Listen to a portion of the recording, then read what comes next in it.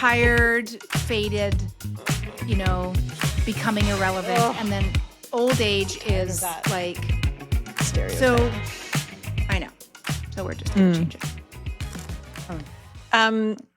Do you want to talk about a few really great things that have happened in the last year with Half Betty and how, I don't know. I want to highlight a few really cool things that we've accomplished. I'd love that. I want you to go first, though. Okay, so I'm just because I've got these numbers, these stats. Love it. So Half Betty is now in 70 countries. What? What the what? I don't even know if I sat down, I'm kind of half joking, but maybe just half. If I sat down and somebody said, write down 70 countries, I'd be like, okay, this is going to take me a bit. Yeah. Wow. That's a fact. Crazy. Okay. I'm going to read out the top 10. Okay. Canada, obviously. Yes. Is our number one. The States, right next to us. United Kingdom, Australia, Germany, France, Mexico, Italy, Costa Rica, and Netherlands. What? Those are our top 10. Bless. What? Yeah. That is so cool. Costa Rica and the Netherlands are really surprising to me. Mm-hmm. There's a lot that are surprising, trust me. Like a lot. Yeah. Iraq, Saudi Arabia. Really? Iran. Oh, I love that. Pakistan. What? China. I could go on. It's unbelievable. This is so cool. That just gave me such shivers. It's really cool. That is proof really that, amazing.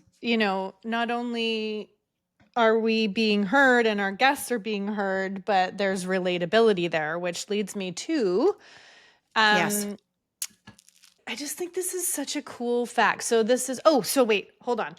Then on top of all that, we're over 10,000 downloads, which is quite an accomplishment in itself, I think. It sure for being is. a brand new podcast right out of the gate. January 17th, we launched, and there's no marketing funding. There's two people, and Ryan, who's come on very quickly to help us with our sound engineering and cleaning all the audio up. And it's just this tiny little team, and we don't meet regularly. We fit this in between our schedules. I think it's really easy for, regular podcasters to look at that and go, oh, bless. Oh, aren't they cute? But for what we've accomplished in such a short time, it's amazing.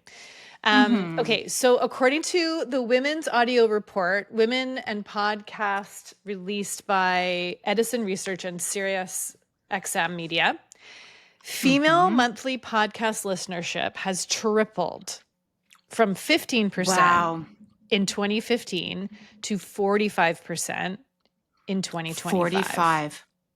That is significant. And so they're estimating 60 million US women.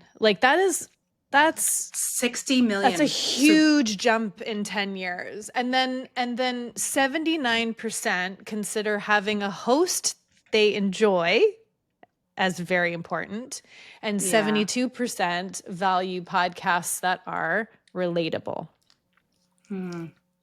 There's so much choice, right, out there. Checking if somebody's like, why would I want to listen to it? To something. Host and relatability. That's really, really interesting. And not surprising. I don't know about you, but no. All of us are attracted to different things, of course. But I think that there's language use, there's cadence, there's the resonance of a voice, there's the genuine quality, there's the accessibility. If a person feels as though they're reading something or they're speaking to you or at you, as opposed to in conversation with you. I suppose all of those things get factored in for people as it relates to relatability. Mm-hmm. I mean, there is probably a time and a place for those podcasts that are really grounded in being educational. And so you're listening to an Yes. expert, and that makes sense. Yes. That you want somebody who sounds like an expert and that is delivering you really important information. But I think when it comes to any kind of podcast where it is a greater conversation or inviting people to be part of something, you don't want to be hearing from voices that don't sound like you would have a conversation with that person. Mm-hmm. So you want there to be you want it to be just like the kind of conversation you have with a friend where the person, has a bite of toast while they're talking to you, which is what I'm doing right now. Or says like some made up word that they use, or has to let the cat out of the room because the cat's having a meltdown. All those things like make me, I'll just speak for myself. I can't speak for others, but that's what I really enjoy when I listen to a podcast. I'm like, oh my gosh, she's kind of like me. She's a bit goofy, or she's a bit strange, or she says some weird things. And then I'm like, oh, I love her. So that's really interesting to hear you say that that's a top. And there's proof in that too, because when I look at our most downloaded episode, our number one most downloaded episode is coming in at 2,270 downloads. Could you guess what it is? To date. So today is Wednesday, September 2nd, 2025. The most downloaded episode is coming in at 2,270 downloads as of today. I like this game because I really don't know the answer. It's ours. It's our first one. Our first episode. Well, that's really nice. Speak about ego. Remember that first conversation we were having? But that's really nice. That feels nice. Well, I mean, it makes sense because I think most people in Canada, I would say, I think safely assume that they've heard about it from somebody who's listened, perhaps, or somebody who knows us or is like second, third removed from who we are, maybe. I don't know. Because when you break down Canada, a lot of it is BC. These are just, they're all just really interesting pieces. So 48.91% of our listeners in Canada are from BC. Okay. Ontario is coming in at 27.35%, and Alberta comes in at 10.92%. So it's interesting. It's a good chunk of our listeners. It's just really cool. And then here's a good one. Interesting. So when we have our release of our episodes, that first day, we can track so many things, but that first day I think is always a really interesting number to look at. So, and we don't normally do a lot of teasing before it happens. So this is without any kind of advertising, any marketing. It's just like, oh, hey, everybody, guess what? Today we dropped a new episode. And so the most downloaded episode on our first day, the very first day that we released the episode, what episode do you think got the most downloads on the first day? So this is interesting because I feel like if I'm going to answer really quickly with my first instinctive response, it's one episode in particular. But if I then do what we do, which is second guess ourselves, then I have another one that I think it could be. Okay. Tell me the one that you first thought of. The first one was Half George. Okay. The second one, I was looking at your face to see if you gave me any tells. You've got a good poker face. You did not give me any indication. Okay. The second one is it would make sense that it was the first episode, our episode. But the reason I said Half George initially was because that just broadened our listening group, because it's now including men. And so I thought, well, not only would women download it because they're following it for Half Betty, and for the women who are guests, but now we maybe open it up to a broader audience, which was not a marketing tactic at any point. It was literally because we recognized that men, like women, have stories to tell, midlife catalysts and transformation, and we know that we want to support them. But that did suggest to me that maybe that would be it would have the most downloads because of that broadened audience. On the And I first don't day. think I'm right for either of them. Yes. So now I want to hear from you because this is fun.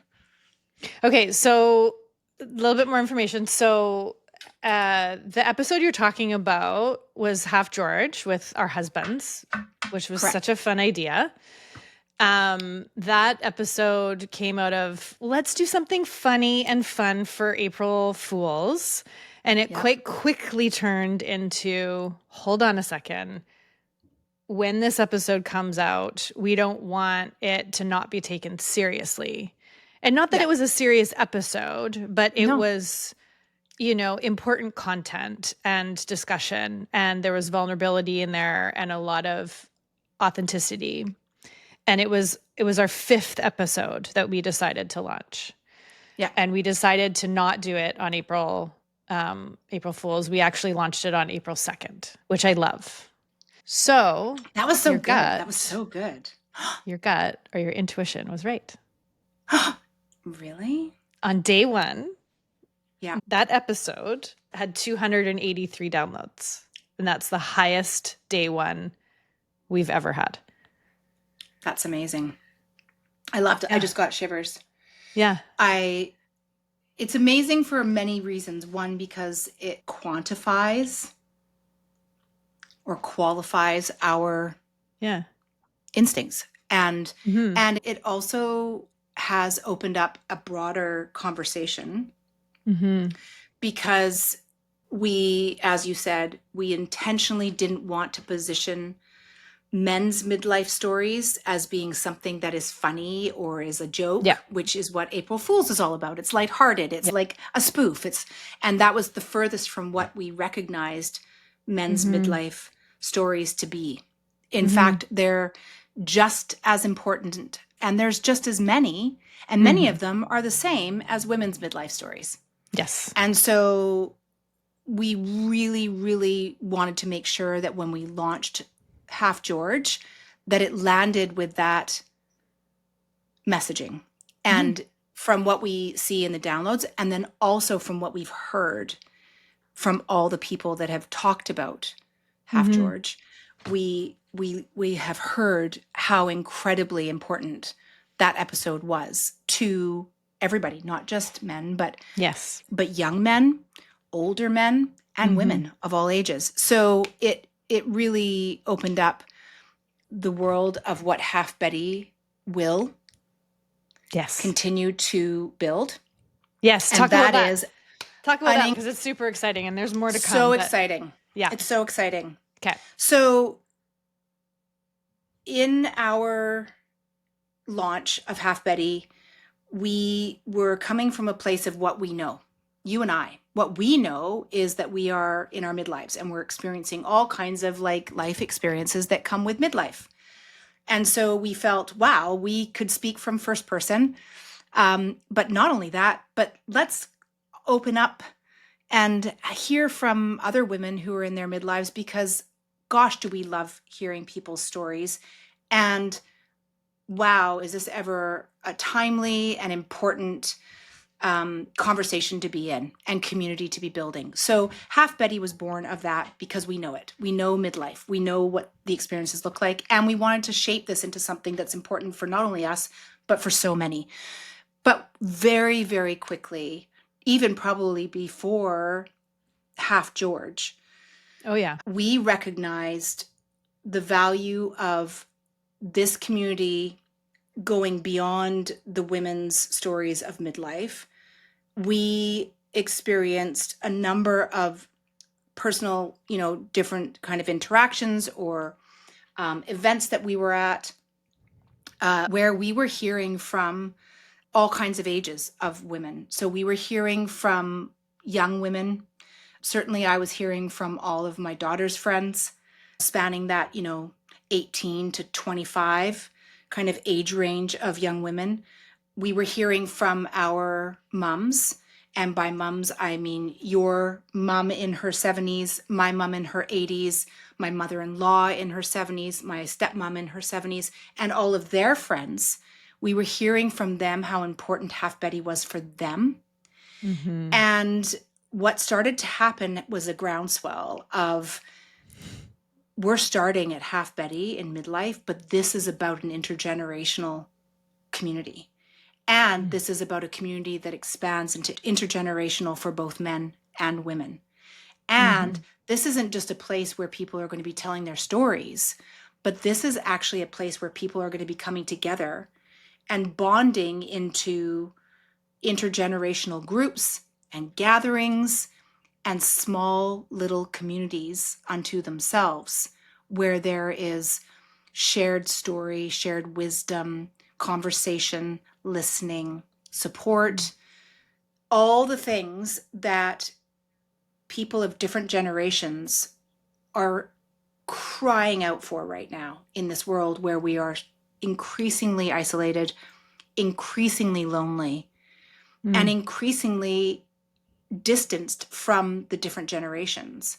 So we have identified that halfbetty starts at this lovely little spot of a podcast, but it has a breadth of growth that will take it into a collective of intergenerational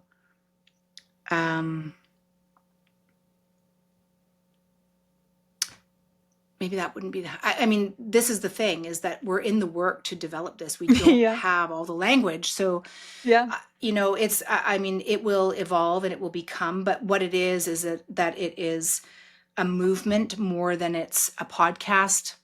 It's expanding, nurturing, growing, reaching out, being inclusive. We want to include all dynamics of life to make this work that we're doing have an impact and give space to every single person that wants to be part of it. So we're going to do more of these. And thank you for, listening and being here, part of the halfbetties. We love you. And you know where to find us. I We're love on your YouTube singing now, voice. which is pretty fun. And obviously Instagram at halfbetty and LinkedIn. You can always find us there and reach out there as well. But reach out because we want to hear from you. You can also leave a voicemail on our website. Go to our website and see the little, the microphone button, and you can press it and leave a voicemail. You can have up to 2 minutes to chat. And if you do, we might just play it on one of our episodes. So thanks for joining us. As always. Thank you, Krista.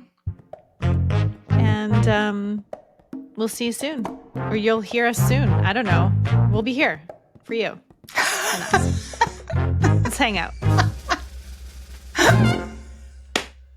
I love you. Bye. Bye.